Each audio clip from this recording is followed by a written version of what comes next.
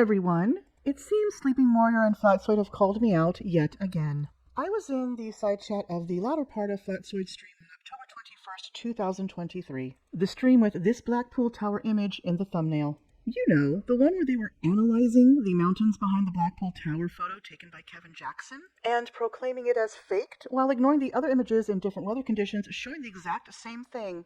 Both Sleeping Warrior and Flatzoid saw my comments and, of course, denied what I said and made up their own word salad as fact. And the most recent one was on or about November 1st, 2023, where they talked about gravity. I had no idea I was being talked about until I watched FTFE's and MC Toon's livestream part 2 featuring PhD Tony for both their channel's 5-year birthdays on YouTube. The following clip shows off Sleeping Warrior's Dunning-Kruger. Yeah, this is the reason why it ends up coming gravity creates gravity. Because it's so stupid, and when you talk it back to them, you converse back to them, so you're saying gravity creates gravity, they say no because it sounds so stupid. Yeah, exactly, because it is so stupid. Yeah, we can see on screen now. You can see history of gravity, right? Mm-hmm. So, if you know that these two documents that I'm going to take you through now, if you know these exist, you can reference them all the time until such time that the ball earthers get on top of it and basically get them to change it to suit their nonsense, which they're never really going to be able to do. Because the current position in physics is not the way that Craig says. Craig will have people. I had it with GloberMom recently. She's trying to explain to me that submarines use. I can't remember exactly how she worded it, but it was words to the effect of submarines use gravity to navigate. Or something along those. You see, this is the thing that I was debating with Craig as well. They use a type of gravimeter, but I brought up a citation where it shows this gravimeter is only used in conjunction with the mapping.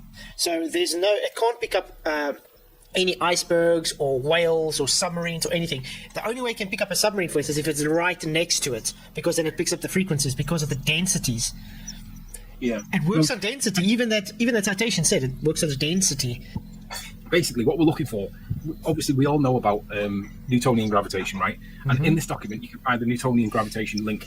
Newton, basically, you've got all the stuff about Newton here in this area here, and you can see that the Principia, as it's pronounced by some people, doesn't matter what, the Principia here. Obviously, this position has been superseded. I have to stop you. Principia. Just joking. Yeah. Whatever. Principia, whatever. But bottom line, this has been replaced. It's been superseded. It's been debunked. It's not been refined. It's not been added to. It's fundamentally been changed. Now you can read about this yourself, but this is obviously the starting point, and this is all that ball earthers. They stop here. This is where they stop. But look at all this development since then that they're ignoring by stopping at that point. This is tons and tons and tons and tons and tons of ignorance that they're applying. That's the thing about anti-flat earthers. They get only to the point that they want to have their answer. You know, their point. So they're very biased. So they stop at cherry picking a certain piece, and that's it. They won't go further. That's how when you start talking about entropic gravity or quantum gravity and stuff like that, they don't want to hear it. They only want to keep to Newtonian, because to them that is the be-all. Yeah, so they stuck in the 18th century. GloberMom literally admitted it to me recently. She basically said, she said that she agreed with George Moose's words, and we all know George Moose's words. Gravity is not a force, but you can think of it as a force, and we must think of Newtonian gravitation as a force. That doesn't mean it really is a force, but we don't work at the really is level. Well, then that begs the question of, what level are you working at if you're supposed to be a scientist, if you're supposed to be an astronomer? What level are you working at if we don't have to work at the really is level? That's a rhetorical question. Yeah, then it's not science. Exactly. Exactly. What level is he applying if it's not the really is level? We want to know this stuff, right? I mean, you can see here. Yeah, I mean, with science, you need it to be at the really is level because you have to physically manipulate the independent variable. Otherwise, it can't be science. Of course. Sleeping Warrior and I have had a back and forth in the comment section of this short. And of course, we can see some of why he was picked for Dumbfuck of the Year 2019. An interview with George Musser from 11:05 onwards. We can. We do. We must. Think of Newtonian gravitation as a force. That doesn't mean it really is one, but we don't have to work at the really is level. Why don't you work at the really is level with your position on gravity? It's because gravity only exists in your head. Isn't it, darling? Do let me know when you have listened to the guy you claim you agree with. It's interesting you cite a guy but didn't know what he actually said. Ha ha ha. Caught up with Musser and the current position in science yet? Do you still think gravity is a force when it isn't? Do you still agree with Musser when he says that Einstein snapped the end of Newton's magical, I prefer woo-woo, nonsense? If not, please educate yourself. You are well behind. If so, is gravity a force? Yes or no? Einstein built upon Newton. He did not destroy Newton, for fuck's sake. Gravity in and of itself is not a force. Can gravity be seen as one in certain applications? Yes. That is part of what Musser is saying in what I cited from FTFE's interview with him. He is also saying that those in science work with what they have at any given moment. Science is always evolving to fit new info and data into it, thus changing it, and so on and so forth. You have not answered the question asked. Again, you did answer, but not the question asked. Now I have to address your distraction points, but I will come back, for a fourth time, the questions you are avoiding. Einstein built upon Newton, he did not destroy Newton. FFS. I thought you agreed with Georgie Musser. He says the following: Einstein created his general theory of relativity, which provides our modern understanding of gravity, with the express purpose of expunging non-locality from physics. Isaac Newton's gravity acted at a distance, as if by magic, and general relativity snapped the wand in two by showing that the curvature of space-time, and not an invisible force, gives rise to gravitational attraction. If Einstein was building on Newton, as you wrongly claim, then this description would be inaccurate, as snapping the mysterious and magical force of Newtonian gravitation would not have been snapped in two, would it? The description would be describing how Einstein refined Newton's nonsense, but it isn't like that, is it? No. Have you changed your position now? Do you now disagree with Georgie? I don't mind either way, but you can't agree with Musser but also argue that Newton built on Einstein, as Musser says he snaps Newton's wand in two. Can't have it both ways. If you do agree with Georgie Musser, Einstein did not refine or build upon Newton. The objective reality here, whether you agree or not, is that Einstein put Newton in the bin because Einstein said it was the medium giving the appearance of an acceleration when there wasn't any, and Newtonian gravitation had a force of attraction ascribed to him which gives an actual acceleration. The two are not similar. Gravity in and of itself is not a force. Great, so how is the sky pulled down so we can breathe in your model then, please? You need a directionality to gas, and there is no gas law to describe this necessary phenomena you need. The objective reality, of course, is that there is a gas law that described omnidirectionality to gas, and all experiment shows a container is needed to create a gradient. Can gravity be seen as one in certain applications? Yes, that is part of what Musser is saying in what I cited from FTFE's interview with him. No, that isn't what he is saying. All Musser is saying is that Craig can think of gravity as a force. Again, Musser tells Craig, we can, we do, we must, think of Newtonian gravitation as a force. It doesn't really mean it is one, but we don't have to work at the realities level. Remember, Musser focuses on space science, a branch of pseudoscience that pretends it is science when it isn't. His thesis modeled mantle convection of the light in the sky we call Venus. You couldn't get more pseudoscience than this. When Georgie told Craig that he could think of gravity as a force, I believe he literally meant Craig. Only Craig, because he followed up with how we can think of it as a force. Who is we? The deluded space tards that think the sky is a vacuum. He certainly is not talking about physicists, because all physicists know that the sky cannot be a vacuum. We are breathing air pressure, and you need containment of some kind to get a gradient of pressure. Hope this clears it up for you. He is also saying that those in science work with what they have at any given moment. By definition, when people that fail to abide by scientific method present themselves as doing science, it is pseudoscience they are actually preaching. Musser is preaching pseudoscience. He will never ever admit this because he does not want to be labeled as a pseudoscience, but that's why we have definitions of words. Pseudoscience is what actually describes Musser, not in science. I hope this clears this misunderstanding up for you. Science is always evolving to fit new info and data into it, thus changing it and so on and so forth. Science has nothing to do with new info and data. All science does is prove the cause of an effect. Nothing more, specifically of Earth-based phenomena. The lights in the sky are indeed an Earth-based phenomena, but nothing Musser has done thus far has ever added info and data to the knowledge of science. All he has done is add theoretical physics, at best, into the world, but pretend this is science by including himself into that class of people by your own citation. There may be something based on actual science he has done, but nothing I have seen from him is based on experiment. His is all based on theory, perhaps philosophy, but certainly not based on science and experiment. Sorry about that. His recent book entitled Emergence in Condensed Matter and Quantum Gravity, a non-technical review, he talks about condensed matter physics as if it is a thing. He talks about space. He would know this is Narnia if he was a real physicist, and he talks about the holographic principle in condensed matter and describes it, lateral thinking. It's just bullshit, GloberMom. This damages society because it is letting people wander with their mind rather than keep them on experiment, and that which is demonstrable. There is no science in his book anywhere that I found. None. Interestingly, he does talk about RDD, relative density disequilibrium. He calls it the emergence of quantum gravity, but in it, he is describing how matter seeks its own equilibrium and how entropy pervades all the known universe. He is right, as with my egg test, that found its new equilibrium and it was the force of pressure pushing it. No bendy space-time or magical forces. You should read his 2022 book. It's bang up to date, but take it with a pinch of salt, because if you take too much salt from it, you will cause an acceleration of your mind and believe all sorts of nonsense. So, back to my two questions. 1. Do you still think gravity is a force when it isn't?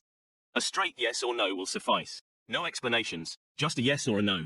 2. When Georgie Musser claimed that Einstein snapped the magical wand of Newtonian gravity, do you now accept that GR, general relativity, does in fact replace Newtonian gravitation and renders it null and void now? Bear in mind I have just explained, in depth, how and why Einstein did not refine Newtonian gravitation. Try and stick to the 2 questions and answer directly. It will save me lots of time correcting your misunderstandings if you deviate from them. Thanks. I answered in the post above. You will not get the answer you want to hear from me. You believe what you want. Just for fun, let me show part of the interview FTFE had with George Musser so you can all see if Sleeping Warrior got anything right in those comments. Right. So, just to take a step back, the kind of message, overall message of that article was to look at kind of a progression of scientific ideas.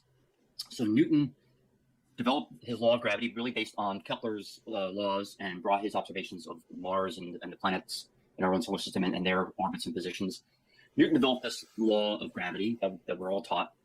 But even Newton and his contemporaries had a real problem with that law, namely that it didn't seem to, it described gravity's effects, but it really described how gravity works. And Newton actually in his own life tried to develop, unsuccessfully as it turns out, an understanding of how gravity works. What is actually communicating the influence, for instance, between the Earth and the Moon or between the Sun and Mars, etc. And he really fell to Einstein. Einstein's role here was to really fill in that mechanism. He explained how is it that objects, massive objects, exert what seems to be a force on one another. Now, literally, it's not a force. So the thing about Newton's laws, you can't take it literally, but Newton himself didn't. Newton had various ideas on this, but generally it's thought that Newton did not take his own law that literally, that there is a force reaching from one object out to another. However, you can act as if there were one, and it's perfectly valid for the applications of Newton's laws to act as though this force is operating.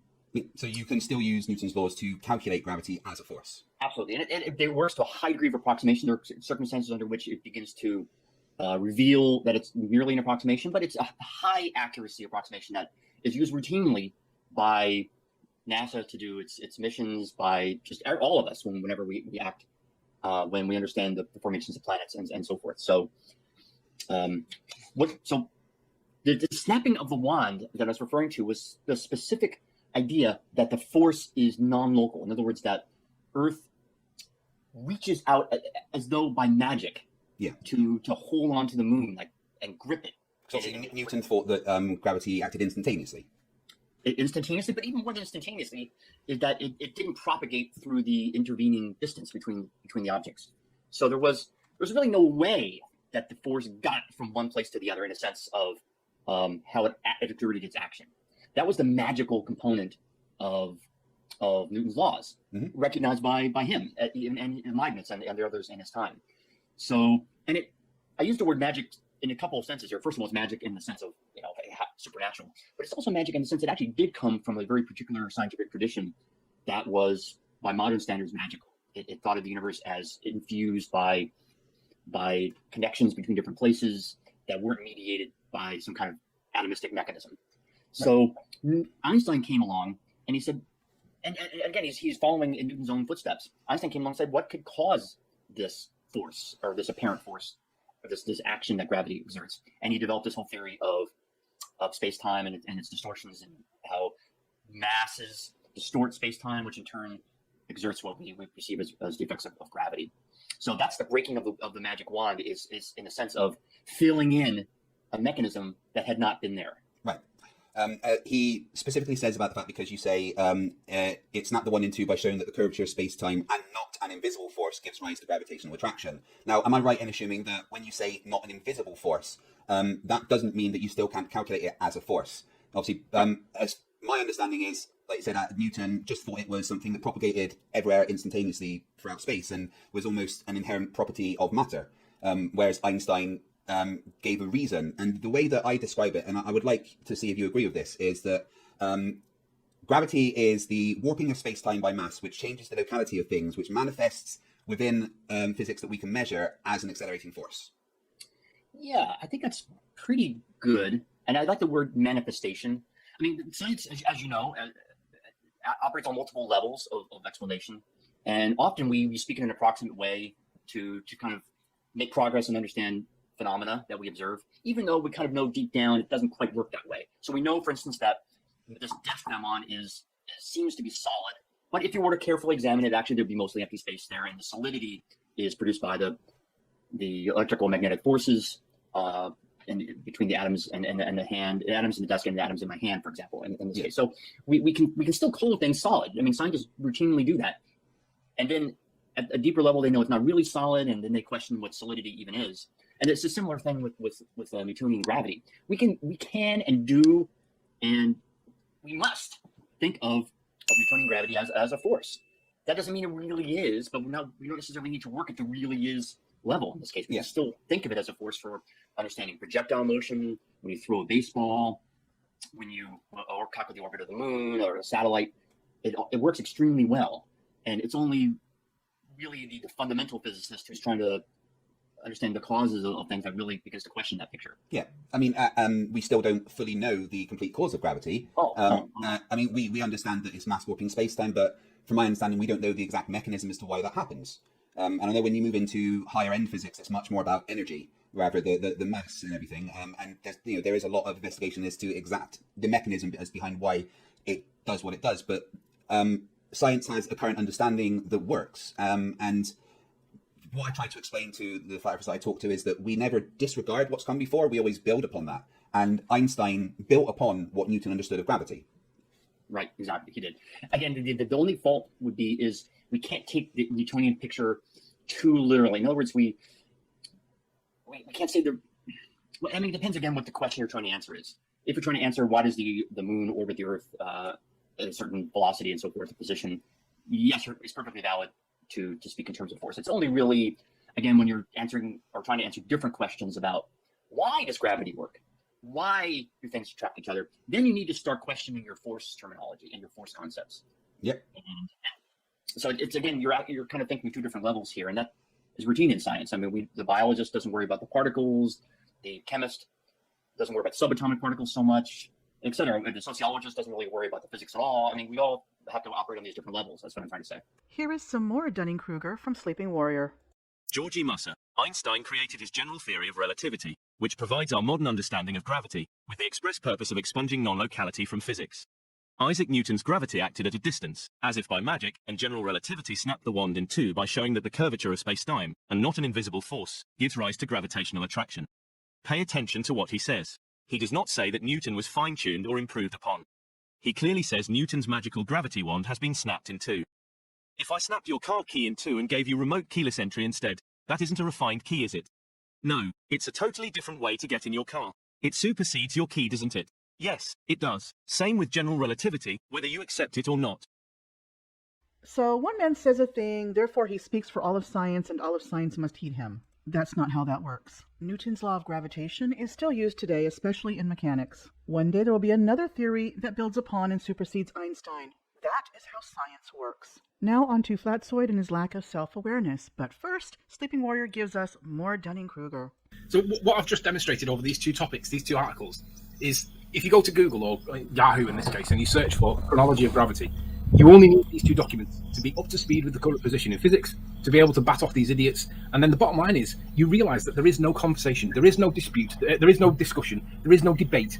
The bottom line is, if you know your current physics, you know that gravity is an optical phenomenon that's more akin to refraction than it is to an acceleration caused by a force that's not a force that you can think of as a force.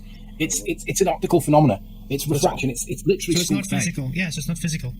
Exactly. And we don't calculate the acceleration of things on the horizon like boats refracting with a force of Newton's, do we? We say that they're accelerating because of refraction, and we never even calculate it. We never calculate the apparent acceleration, and that's what the current science tells you. Current science tells you it's an apparent acceleration. It's not created by it's not caused in a force. It's just an apparent. It's a bit of refraction. That's all it is. And if you know that, you don't have to talk to these idiots anymore. You just got to laugh at them because they're lying to you. And it's up to you to work it out. If you don't work it out, it's on you. Yeah, exactly. If you do work it out, you just laugh at them because there is no conversation. There is no debate. They're just lying. Yeah, Nonsense. And that's the end of it. Yeah, but yeah, at the end of the day, exactly, Sleeping, gravity is just optical. So they can just false equivocate it to call it a force of attraction, which it can't be because it's just optical, and it can't be fictitious because for it to be fictitious you require physical force to help it to arise. So what is gravity at the end of the day? There is no An gravity. optical phenomenon. Yeah, there is no gravity. It's the optical phenomena of the dome flexing as a result of convection currents. There we go. And I'm saying that intentionally so that you can go misrepresent and misquote me. The point I'm trying to make is that we see an apparent acceleration caused by refraction of boats, and they tell us that that apparent acceleration is the same in the sky to a lesser extent, but it's an apparent acceleration, and we don't measure that in newtons, do we? We don't measure it as a force. We calculate stuff when we beg the question, and we do all sorts of nonsense. But at no point does anybody anywhere talk about the force required to explain away the apparent orbits of Mercury or the apparent retrograde motion. We don't talk about it in the context of forces. And because we don't talk about it in the context of forces, that means that gravity does not create a force. It just creates an optical effect. And if you know that phrase, bye-bye gravity, bye-bye Sean Hawkins, bye-bye Fight the Flat Earth, bye-bye most of the dumbass ball earthers like GloberMom, who just parrots what she is, Fight the Flat Earth saying. Craig, Take it away, PhD Tony. So, All right. he has basically said that, well, gravity is just a bit of refraction, isn't it? Okay. I can actually see where he's coming from with that. I can see his argument in the sense that gravity does distort light paths. So I can see his physical justification. But it also, and this gets back to sort of Flatzoid's main argument. What is gravity? Gravity is the influence of space-time curvature on the motion of matter and electromagnetic radiation. That's what gravity is. The specifics of what causes that, we can speculate about. We don't yet have further evidence of. But yeah, so Riley there is trying to explain why gravity curves the path of electromagnetic radiation. That's what he's trying to explain, but he's ignoring the fact that its primary influence is actually on matter, on the motion of matter. So it goes a bit further than that, because he goes on to explain how if you look at a boat on the horizon and refraction can move that up and down, that means that there's an acceleration happening and therefore a force, but it's just optical, therefore gravity is just optical. Yeah, no, I'm sorry. Yeah. I did warn you. He's well, I can see his argumentation there as well. There's been this sort of notation about apparent forces and apparent accelerations, and in more technical terms, and I had this explained to me by the inestimable Clive Wells, whom I see in the chat. Hello, Clive. Hey, Clive. That there is coordinate acceleration, which is to say the acceleration that a body experiences, and then there is proper acceleration. So apparent acceleration doesn't come into it, but that's sort of what coordinate acceleration is. And he's taken apparent acceleration and he said, well, that means that it's what you see, and because refraction affects what you see. It's a completely fatuous, utterly meaningless. It's taking two different bits of physics, jumbling them together without actually completely understanding either of them, and coming up with something that's just exceptionally stupid. I mean, you know where it's going, right? He's trying to debunk the editing experiment in 1919, obviously. That's why we see the star shift, because it's refraction. But to go the route of the reason we see like the horizon move up and down is the same reason we see things accelerate towards the ground. The mental gymnastics involved there to try and disprove gravity blew me away. Well, it's actually you're overthinking it, right? And Probably. Because this is typical flat earther behavior. Their argument is that there's only ever one thing at play. Okay, there's only ever one physical influence on what's being observed, and either it's gravity or it's refraction. It can't possibly be both. Reality can't be that complicated. You don't have to take both into account in any sense. The world is gravity is either responsible for everything or it's responsible for nothing. This is why they're so confused about the fact that helium balloons go upwards. Helium balloons are supported by the atmosphere beneath them. Take that away, they sink. But they are subject to multiple forces, as are you, as am I, as is your table. Everything experiences a buoyant force. That doesn't go away. It's just that we're denser than air, and the buoyant force is not sufficient to keep us airborne, not sufficient to support us. But for a helium balloon, it is. But it's because they go, okay, either gravity works and that thing has to be being pulled down, or it doesn't work, in which case, the world's open. Well, there are actually multiple forces here. Yeah. And maybe get used to counting higher than one. GloberMom is actually just a white knight channel for Fight the Flat Earth. That's all she actually is. I am? Oh, that's news to me. I mean, look at my channel. I've got nothing to do with FTFE on it.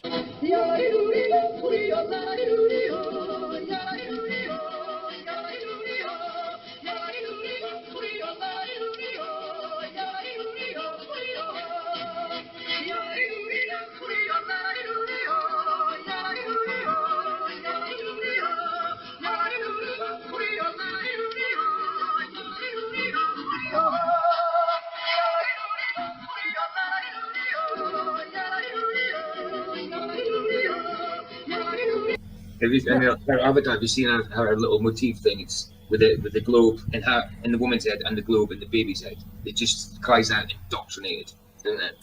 Oh, stooge. Set up on purpose. Yeah. I was getting trolled the other day by GloberMom, and then Sean Hawkins debunked her. Wow, then you know it's a bad argument. I don't believe that. Sean Hawkins has never debunked anybody. I kid you not. Wow. Because my avatar is wearing a NASA t-shirt, Flatzoid and his fellow flat earthers claim NASA, the National Aeronautics and Space Agency, which has only been around since 1958, is instrumental in globe indoctrination by faking space for money, control of what we think, or whatever else they can make up to justify their denial of reality. And my channel logo, a mother holding a baby with Earths on their heads, which represents my channel name, GloberMom, not Glober's mom, as both he and Riley call me, is also indoctrination according to him. His name, Flatzoid's perspective, is not an issue since it represents his perceptions of what he sees as reality. The intro and outro to his streams, however, are pure indoctrination since they come from the most exploited book in human history, used to control people in every way possible, the Bible. God created the heavens and the earth. Now the earth was formless and empty.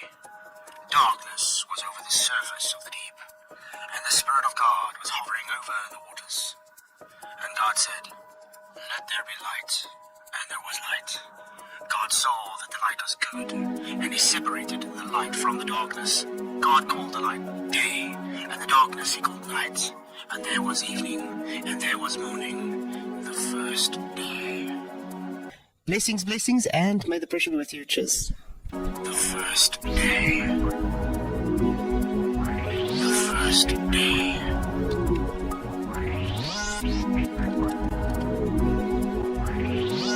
Is the Earth flat or round?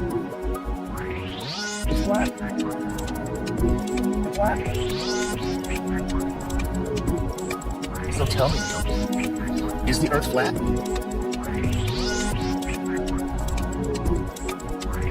The Earth is flat. The Earth is flat. What are some of the easiest ways that you can prove that the Earth is flat? But that's a hard thing for me to even start talking about because there are so many proofs that the Earth is flat.